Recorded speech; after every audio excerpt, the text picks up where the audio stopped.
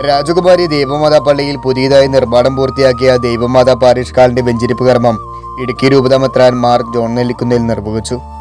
നമ്മുടെ ഇടവകയിൽ ദീർഘനാളായി പ്രാർത്ഥിച്ചിരുന്ന ഒരു പാരിഷ് സിസ്റ്റം ഇന്നിവിടെ നിറവേറുകയാണ്. രാജകുമാരി ദൈവമാതാ ദൈവമാണ് ഈ പ്രദേശത്തെ ഏറ്റവും പ്രധാനപ്പെട്ട ദൈവമാലയാണ്. 3 നിലകളിലായാണ് നിർമ്മാണം പൂർത്തിയാക്കിയിരിക്കുന്നത്. 2-3 നിലകളിൽ എല്ലാവിധ സൗകര്യങ്ങളോടും കൂടി ഓഡിറ്റോറിയമാണ്. വാഹന പാർക്കിംഗ് സൗകര്യവും ഒരുക്കിയിട്ടുണ്ട്.